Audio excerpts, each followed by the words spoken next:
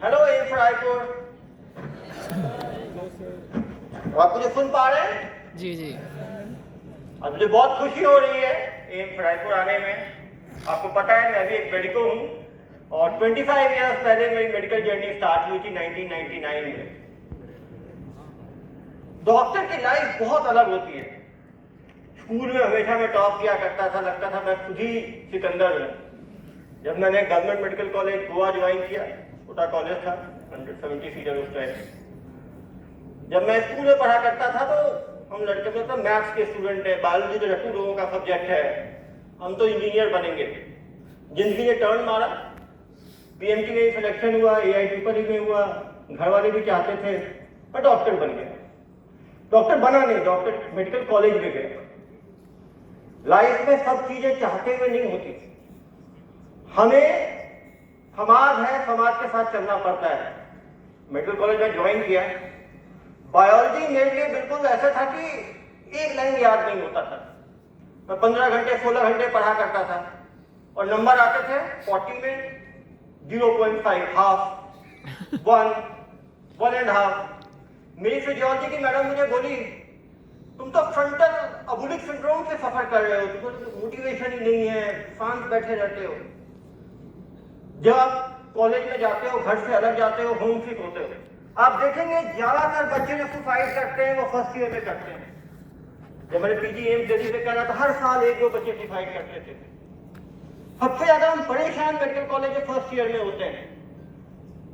अभी 12th fail आपने movie देखी होगी, कुछ लोग फेल होते हैं और अच्छा करते हैं, लेकिन ज्यादातर लोग जो फेल करते हैं वो निपट जाते हैं। मैं फर्स्ट एमबीबीएस में फेल हुआ एनाटॉमी में, फिजियोलॉजी, और फिर फाइनल ईयर में फेल हुआ मेडिसिन में 2 बार। जब मैं पहली बार फेल हुआ तो मैं पापा में इलाहाबाद पोस्टेड थे, मैं इलाहाबाद गया, फ्रेंड का फोन आया, मैंने कहा पास तो हो गया ना, उस टाइम ऑनलाइन नहीं हुआ करता था। नहीं यार वो निपट गया। अरे बैच से पीछे हो जाना, डिफॉल्टर बैच में रहना, कितना पेन फील होता है वही लोग समझ सकते हैं जो फेल हुए होंगे। लेकिन लाइफ में कभी भी हिम्मत नहीं हारना चाहिए। आप अपनी सेल्फ रिफ्लेक्शन बहुत जरूरी है। आप रिफ्लेक्ट करें अपने अंदर क्या स्ट्रेंथ है। मैं देखता हूं लोग जब फेल होते हैं लोग बाहर से मोटिवेशन की कोशिश करते हैं। सबसे बड़ा मोटिवेशन आपके अंदर है। आप खुद के अंदर देखें, ताकत जमा करें, और जब तक आदमी खुद हार नहीं मानता कोई हरा नहीं सकता। जब मैं पढ़ता था मेरे फ्रेंड में मजाक उड़ाते थे, यार तुम इतना पढ़ते हो फिर भी तुम्हारा रिजल्ट नहीं आता। लोग हंसते थे मेरे ऊपर, हंसने दो, मैं पढ़ते रहता था। तो कॉलेज में 3rd सब्जेक्ट चल रहा है, 3rd चैप्टर चल रहा है, मैं 1st चैप्टर पढ़ा करता था। 1 वर्ड याद करता था, लिखता था, नहीं हुआ, फिर 2 वर्ड लिखता था, फिर याद 3 वर्ड 4 वर्ड, फिर लाइन।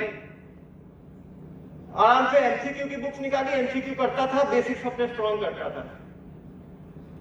मुझे बताते हुए खुशी होती है कि जब मैंने पीजी का एग्जाम दिया तो पहले अटेम्प्ट में मेरी डबल डिजिट रैंक आई। मैंने एम्स दिल्ली से एमडी सेकेंडरी किया। जब मैंने एम्स दिल्ली में मेरी रैंक आई तो लोगों ने कहा कि ये तो इंजन डिब्बा होगा, पेपर लीक कर दिया होगा, 2 बार फेल हुआ, इसकी कैसी रैंक आ सकती है। 10 साल बाद एमबीबीएस में 2004 में किया, 2013 में मैंने सिविल सर्विसेज का एग्जाम दिया, मैंने मेडिकल साइंस का ऑप्शन रखा और फिर मेरी डबल डिजिट रैंक आई।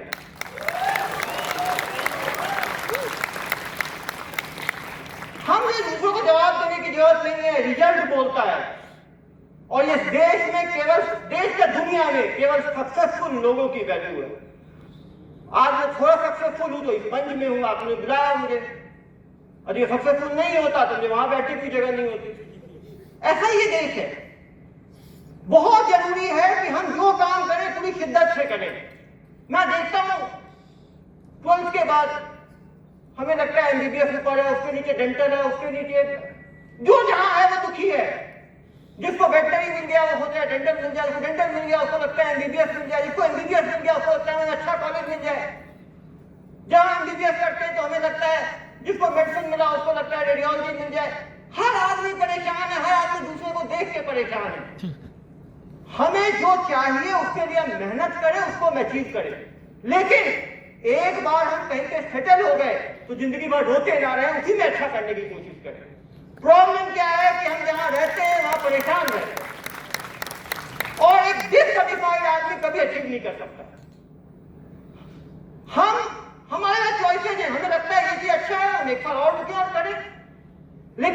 कोई चीज मिल जाए वो ऐसे ही है। हमने अगर शादी कर ली तो हमें चलाने की कोशिश करनी चाहिए, बार बार दूसरी शादी करने की कोशिश नहीं करनी चाहिए। और दूसरी करेगी से खराब होगी, तीसरी करेगा दूसरी से खराब होगी। लाइफ जो है वो डिसीजन आप अपने बूते पर लें, लेकिन एक बार ले लें। यही चीज एमबीबीएस में थी। फर्स्ट ईयर फेल हुआ, पापा बोले यार तुमसे नहीं हो पाएगा बेटा, तुम दोबारा AIT पर ही देके इंजीनियरिंग में आ जाओ। मैंने कहा पापा या तो मैं मेडिकल में आता नहीं, और मैं आ गया हूं तो मेडिकल को हार के नहीं छोड़ूंगा। आज मैं इंडियन पुलिस सर्विस में इसलिए नहीं हूं कि मैं मेडिकल में अच्छा नहीं कर पाया। आज मुझे खुशी है कि मैंने मेडिकल साइंस से मैं IPS में आया तो अपने टर्म्स पे आया।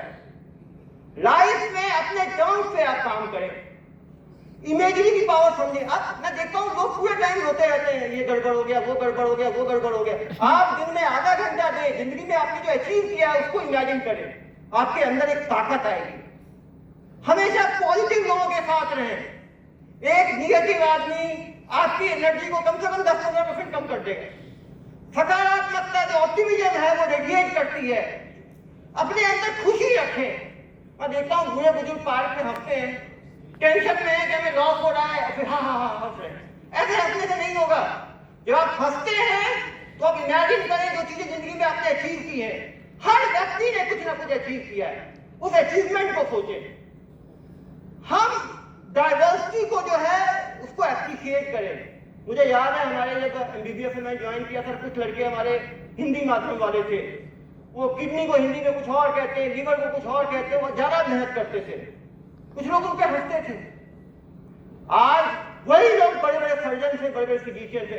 एक चीज याद रखें, लैंग्वेज केवल कम्युनिकेशन का साधन है। लैंग्वेज अपना इंटेलिजेंस को शो करता है, न लैंग्वेज आपका अभिव्यक्ति को शो करता है।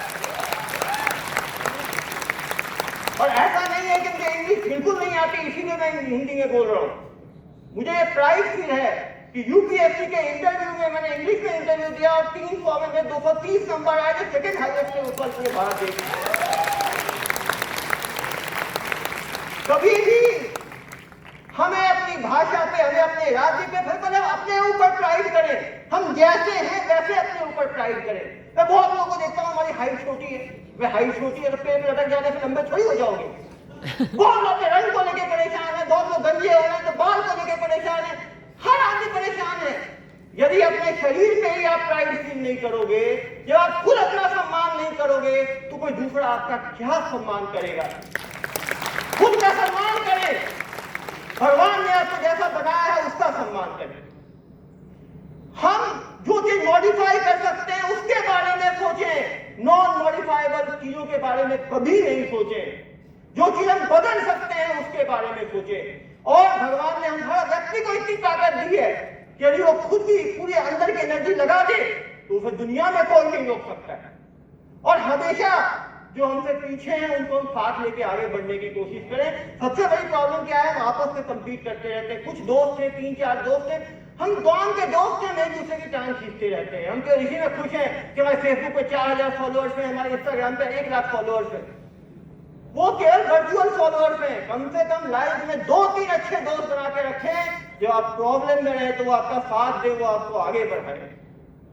आज के टाइम में अपनी बात हम दूसरों तक रख पाए।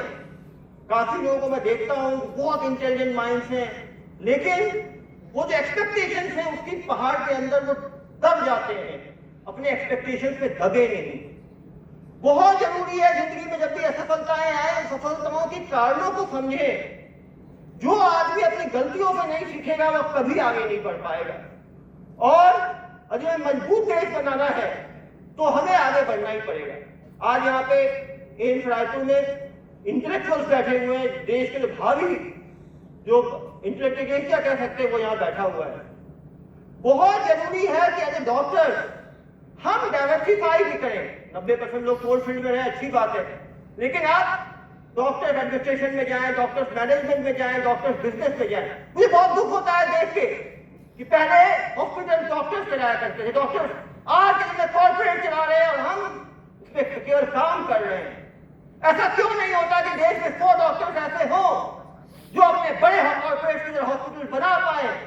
जब हम हॉस्पिटल बनाएंगे तो अपने टर्म पे चला पाएंगे। हमारी एम्प्लॉयज की तरह काम करेंगे तो एम्प्लॉयड रह जाएंगे। लोग मुझे बोलते हैं कि पेशेंट नहीं है, हमें सोचने की जरूरत है क्या डॉक्टर रहे। हम उनको पेशेंट की जगह क्लाइंट बोलते हैं। आप याद रखें, मेडिकल कोई दूसरा व्यवसाय नहीं है, वो सचमुच मरीज हैं। जब हमारे ऊपर कोई बीमारी होती है, हम हॉस्पिटल जाते हैं तो हम क्या ये सोचते हैं कि ये डॉक्टर 2000 लेगा, ये 5000 लेगा। हमें ये सोचते हैं कि हमारा सब कुछ भी दिख जाए लेकिन हमारा सामने वाला ठीक हो जाए। बहुत बड़ी जिम्मेदारी है मेडिकल फील्ड के ऊपर। हम कुछ भी ऐसा ना करें जिससे मेडिकल फील्ड कलंकित हो। बहुत खराब लगता है, मुझे मालूम चलता है कोई डॉक्टर बलात्कार के केस में फंस रहा है पेशेंट के साथ। बहुत खराब लगता है जब डॉक्टर जो है ड्रग्स बेचते हुए पकड़े जाते हैं, डॉक्टर इलीगल एबॉर्शन करते हुए पकड़े जाते हैं।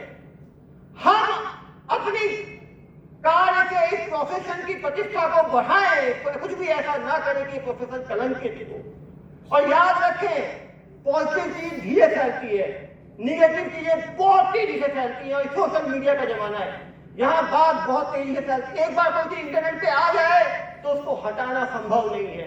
इसीलिए कोई भी ऐसा काम, इलीगल काम ना करे जो आपकी प्रतिष्ठा को, आपके इंस्टीट्यूशन की प्रतिष्ठा को, आपके परिवार की प्रतिष्ठा को मुश्किल में डाले।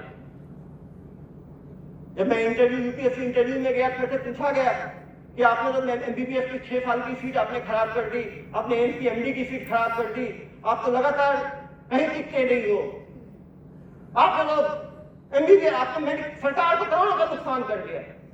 एक चीज याद रखें, जो स्किल आपने सीखा है वो स्किल ना कभी आपसे जा सकता है ना उसको कभी खोए। मैं प्राउड फील करता हूं जब अति संवेदनशील नक्सल क्षेत्र दंतेवाड़ा में मेरी पोस्टिंग हुई। मैं 200 से ज्यादा मेडिकल कैंप अपनी पत्नी के साथ लगाया, वो खुद भी डर्मेटोलॉजिस्ट है। हम लोगों ने 1 लाख ट्राइबल लोगों को देखा जहां डॉक्टर्स की विजन में कमी है। मैंने वहां पे सरेंडर प्रोग्राम स्टार्ट किया, नॉन मराठी प्रोग्राम, आप इंटरनेट पे देखेंगे। 800 माओवादी सरेंडर किए, जिसपे कि 200 इनामी माओवादी हैं जिनके ऊपर 10 करोड़ से ज्यादा इनाम घोषित है। केवल ये 800 संख्या नहीं है, ये 800 वो लोग हैं जो खून खराबा करते थे, समाज में वापस आ गए। कम से कम वो 800 परिवार उनके बच गए और जिनको वो मारते हजारों परिवार वो बच गए। आपकी ट्रेनिंग कभी खराब नहीं जाती। मुझे खुशी है कि आज भी मैं रात में 10 बजे से लेकर 1 बजे तक कम से कम 500 मरीज मेरी काउंसलिंग में है। अभी भी लोग मुझे फोन करते हैं, ट्रीटमेंट लिख के उनको व्हाट्सएप पर भेज देता हूं। कभी कोई पढ़ाई खराब नहीं जाती। यदि आप अलग फील्ड में जाते हैं तो अगर ब्रांड एम्बेसडर रहते हैं उस फील्ड के। मुझे काफी लोग बोलते हैं सर आप तो आजकल तो पेशेंट जो है वो अग्रेशन कर देते हैं, डॉक्टर के साथ मारपीट कर देते हैं, इसका क्या सोल्यूशन है? इसका सोल्यूशन है कि हम बातचीत का चैनल खोल के रखें। जब आप मरीज बनोगे तो आपको मालूम चलेगा, आप बेड पे हो, बगल से डॉक्टर निकल गया, मरीज पूछ रहे डॉक्टर ने मुझे क्यों नहीं देखा? डॉक्टर बोलता है कि नॉर्मल पेशेंट है तो 3rd डे फॉलोअप है तो नर्स देख लेगी। अब सोचो पेशेंट पे क्या बीतेगी। मैं देखता हूं जब पेशेंट मर जाता है, अभी डॉक्टर ने आके 2 शब्द बोल दिए कि ऐसा ऐसा हुआ था, हमने कोशिश की, कभी भी एग्रेशन नहीं होगा। डॉक्टर्स के लिए बहुत जरूरी है इफेक्टिव कम्युनिकेशन हम सीखें। आप खुद सोचें, यदि आपका कोई मरीज है वो मर जाए और उसके बाद र्यूमर फैलने लगे तो कितना गुस्सा आपके अंदर आएगा। यदि हम सही इंफॉर्मेशन नहीं देंगे तो र्यूमर फैलेगा। जो चीज हमें सच बोलने की ताकत होनी चाहिए। ये कंडीशन है, ये इसकी प्रोग्नोसिस है, ये होगा। यदि हम अनड्यू एक्सपेक्टेशन किसी को देंगे तो उसके अंदर अनड्यू एक्सपेक्टेशन फ्रस्ट्रेशन के रूप में निकलेगा। बहुत जरूरी है कि हम एम्पैथी सीखें। हम दूसरे के शूज में अपने आप को रख के सोचें व्यक्ति ऐसा क्यों कर रहा है। जिस दिन हम ये सोचना शुरू कर देंगे उस दिन 90% प्रॉब्लम हमारी सॉल्व हो जाएगी।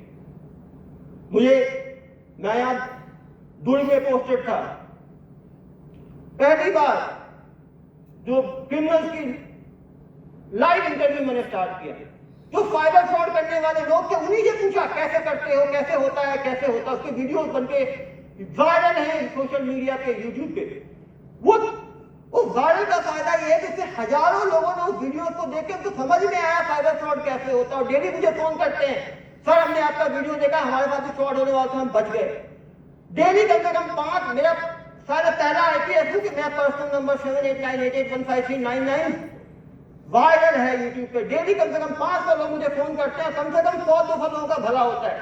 अधिक 100 लोगों का डेली भला होता है। सोच सकते हैं साल भर में 30,000 लोगों का भला होता है। ये अपने आप में एक अचीवमेंट है। हर आदमी जब शुरू करता है, आप महात्मा की ट्रायल देखोगे, वो स्टार्ट होता है हर आदमी को पहले अपने खाने पीने की नीड्स पूरी करनी है, उसके बाद उसको सिक्योरिटी नीड्स पूरी करनी है। लेकिन उसका जीवन सफल तब होता है जब वो इंटेलेक्चुअल नीड्स, अपने सेल्फ एक्चुअलाइजेशन की तरफ पहुंच पाए। हम यहाँ जो क्राउड बैठी यार, व्यक्ति उस लेवल तक पहुंच सकता है और दूसरे का भला करने के लिए हमें कुछ एक्स्ट्रा नहीं करना। यदि हम हर चीज सोचे कि इसको इस तरह से किया जा सकता है और इफेक्टिव होगा, तो चीजें अच्छी तरह की जा सकती हैं।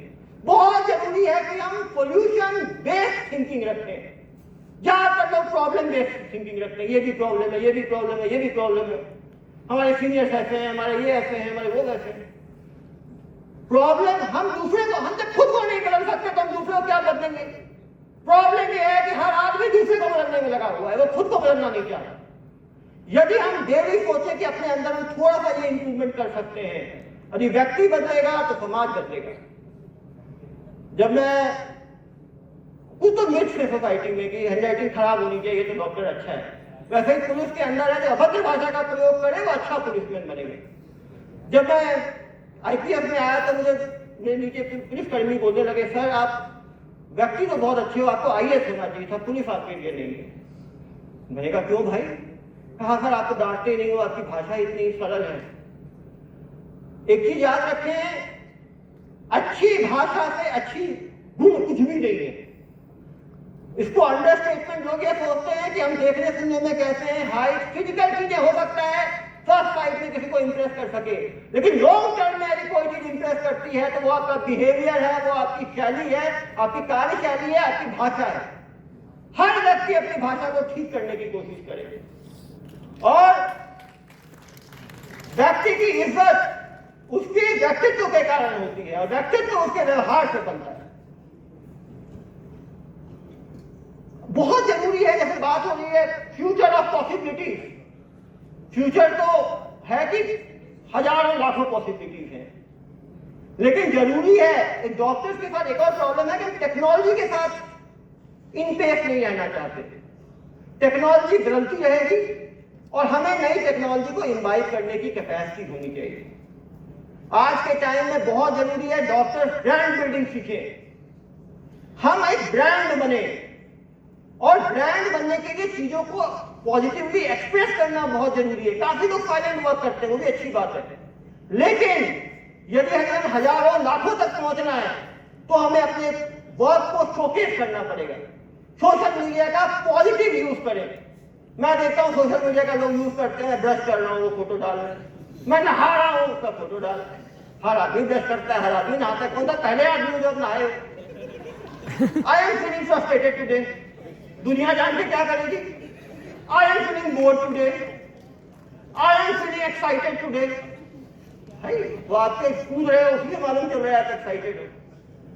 तो बहुत जरूरी है कि हम सोशल मीडिया पे कुछ ऐसी चीजें डालें जिससे समाज का फायदा हो, जिससे हमारी नॉलेज दिखे, हमारे स्किल्स दिखे। और हम देखिए आदमी के अटेंशन को खींचना आसान नहीं है।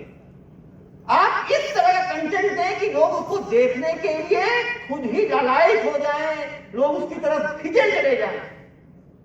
और जिस दिन आप इस तरह के कंटेंट डालने लगेंगे तो आप अपनी बात को, अपनी नॉलेज को दुनिया तक पहुंचा पाएंगे। तो दो फायदे होंगे कि आपका ब्रांड बनेगा और समाज को इन जनरल को देख के फायदा हो।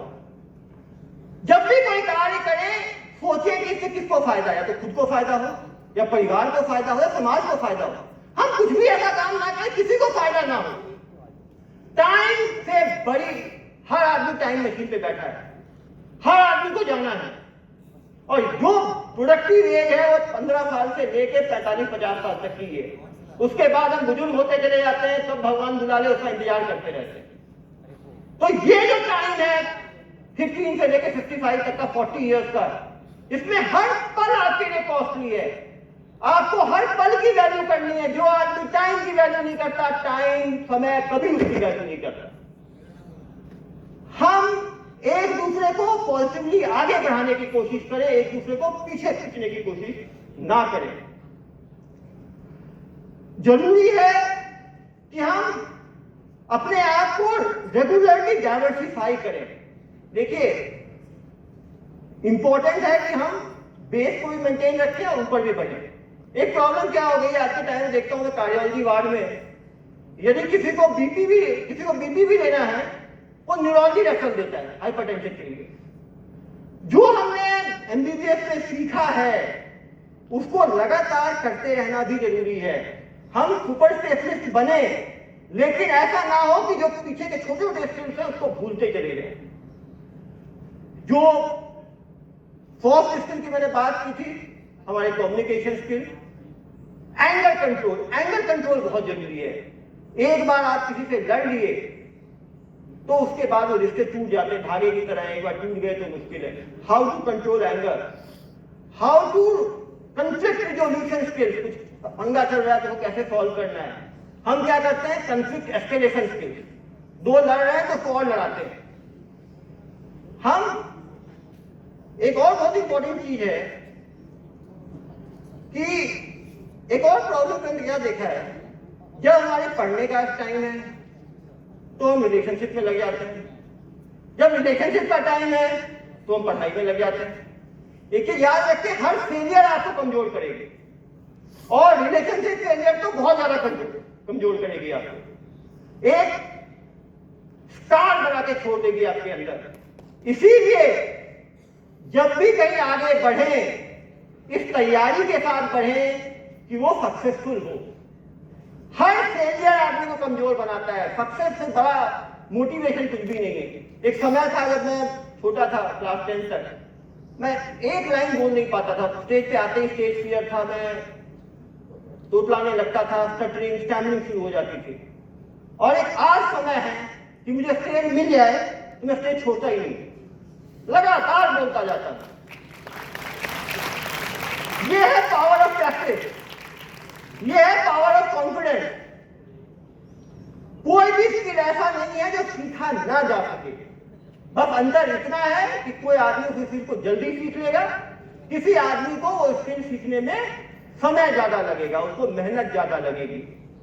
लेकिन आप अपने अंदर देखें कि क्या क्या आपके अंदर स्किल्स हैं। काफी लोगों को देखता हूं, लोग बड़ी तैयारी शुरू कर देते हैं, ना उसका सिलेबस देखते हैं, ना उसके लिए इंग्रेडिएंट्स देखते हैं। साल 2 साल 4 साल 5 साल तैयारी करते चले जाते हैं। बात ये नहीं है कि कुछ लोग 5 साल 6 साल बाद भी सिलेक्ट होते हैं, लेकिन जब तक अपनी गलती का आप एहसास नहीं करोगे, जब तक करेक्टिव मैकेनिज्म सेट नहीं करोगे, आप सफल नहीं होंगे। काफी लोग बोलते हैं समय खराब चल रहा है। भाई समय तो समय है, चलता ही रहेगा। हमें कुछ अलग करना पड़ेगा कि हम उस समय को अच्छा कर पाए। बाकी मैं सभी जो मेडिकोज हैं उनको लाइफ में अग्रिम शुभकामनाएं देता हूं, ब्राइट फ्यूचर के लिए शुभकामनाएं देता हूं। उन्होंने मुझे बुलाया, इसके लिए मैं धन्यवाद ज्ञापित करता हूं। जय हिंद, जय छत्तीसगढ़, जय हिंद।